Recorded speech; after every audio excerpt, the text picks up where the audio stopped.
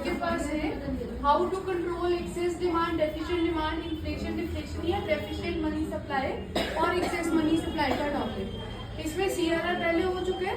Second tool आप यहाँ पे यूज कर सकते हो किसके रिलेटेड, एसएलआर के रिलेटेड। अब बताओ एसएलआर क्या होता है? एसएलआर की full form saturated liquidity ratio. Statutory liquidity ratio जो है वो क्या रहता है कि जितने भी कमर्शियल बैंक्स हैं उन बैंक्स को अपने टोटल डिपॉजिट का कुछ फिक्स्ड अमाउंट, टोटल डिपॉजिट का कुछ फिक्स्ड अमाउंट पहले किसके पास रखना पड़ रहा था? अब वो आरबीआई के पास नहीं रखेंगे, मतलब सीआरआर तो आरबीआई के पास जाएगी, लेकिन स्टैट्यूटरी लिक्विडिटी रेशियो के कहते हैं कि जितने बैंक्स हैं उन्हें अपने टोटल डिपॉजिट का कुछ फिक्स अमाउंट या फिक्स परसेंट आरबीआई के पास रखने के बाद कहाँ रखना है? अपने खुद के पास। तो ये बैंक्स अब टोटल डिपॉजिट या कुछ टोटल डिपॉजिट का फिक्स अमाउंट अपने पास खुद से ही रखेंगे। तो जितने भी कमर्शियल बैंक हैं वो टोटल डिपॉजिट का कुछ फिक्स अमाउंट या फिक्स परसेंट किसके पास रखेगा? बैंक अपने खुद के पास। जो पैसा बैंक अपने खुद के पास रखेगा इस पैसे को क्या नाम दिया जाएगा? एसएलआर, यानी कि statutory liquidity ratio. Statutory liquidity ratio में बैंक्स टोटल डिपॉजिट का कुछ फिक्स अमाउंट किसके पास रखेगा? अपने खुद के पास। ये तो इसकी डिफाइन होगी कि स्टैट्यूटरी लिक्विडिटी रेशियो इसको बोला गया। अब इस टूल का यूज करते हुए, एसएलआर का यूज करते हुए एक्सेस डिमांड, इन्फ्लेशन या एक्सेस मनी सप्लाई को कंट्रोल कैसे करना है उसके लिए हम फिर से 3 केसेस बना लेंगे। वो 3 केसेस में ये है मेरे पास केस नंबर 1 और ये है केस नंबर 2। केस नंबर 1 में मैं लेके चल रही हूँ कि एक बैंक है जिसका टोटल डिपॉजिट 1000 है, उसका सीआरआर 5% है और एसएलआर जो है वो 10% है। ठीक है, 5% और एसएलआर कितना हो गया? 10%। अब हमें ये बताए, जब भी ये केस आता है सबसे पहले सीआरआर ही रखना पड़ता है, एसएलआर दूसरे नंबर पे आता है। सबसे पहले आप सीआरआर रखते हो, फिर रखते हो एसएलआर। बैंक के पास टोटल डिपॉजिट कितना था? 1000। इस डिपॉजिट में से 5% कहाँ रखना है? सीआरआर में, यानी आरबीआई के पास। बच कितना गया? 5% रखा तो कितना हो गया? 50। अब यहाँ पर अमाउंट, यहाँ पे क्या बोला था कि बैंक्स को टोटल डिपॉजिट का फिक्स अमाउंट लेना है।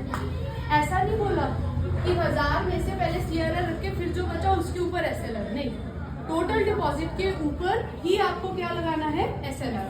एसएलआर का पर्सेंट कितना है? टोटल डिपॉजिट 1000 का, जिसमें 10% एसएलआर, यानी कितना हो गया? तो आपके पास पीछे जो बैंक्स हैं वो लोन के लिए लोन वो देते हैं ताकि पैसा जो है मार्केट में सप्लाई किया जा सके। तो लोन के लिए कितना पैसा रह जाएगा बैंकों के पास? कितना? 850। यानी कि बैंक नॉर्मल सिचुएशन में 850 तक का लोन मार्केट में सप्लाई कर सकता है। ये उसकी मनी सप्लाई करने की कैपेसिटी है। अब मैं केस नंबर 2 ले रही हूँ। मान लो अगेन टोटल डिपॉजिट 1000 है, सीआरआर कितना परसेंट है यहाँ पे? अगेन 5% ही लेती हूँ। एसएलआर जो है उसको इंक्रीज कर रही हूँ 20% पे। एसएलआर कितना कर दिया है? 20%। टोटल डिपॉजिट कितना है? 1000।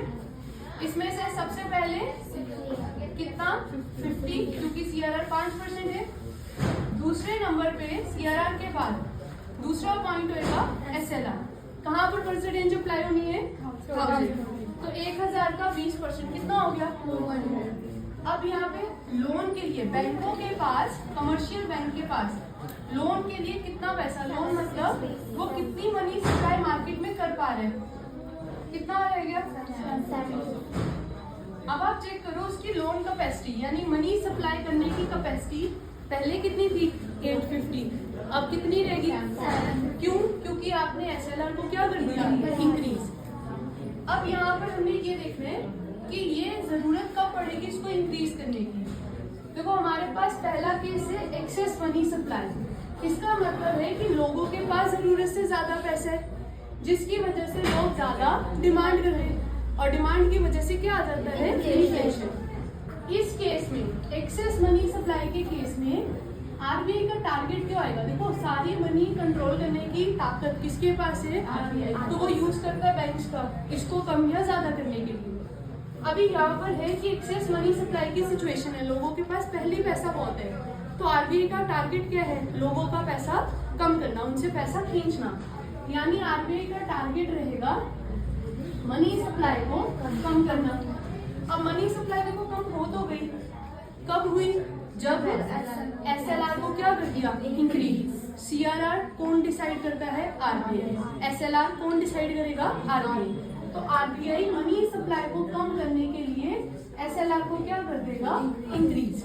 जैसे ही एसएलआर इंक्रीज होएगा, मनी सप्लाई पहले के कंपैरेटिव क्या हो जाएगी, कम। मनी सप्लाई करवाता कौन है, बैंक्स, कमर्शियल बैंक्स मिलकर पैसा सप्लाई करवाते हैं। तो ये हमारी इसको सॉल्व करने की सिचुएशन है कि अगर मार्केट में एक्सेस डिमांड है, मार्केट में इन्फ्लेशन है, या सिचुएशन है कि मार्केट में मनी सप्लाई ज्यादा है। तीनों सिचुएशंस को कंट्रोल करने के लिए एसएलआर को क्या करना पड़ता है, इंक्रीज।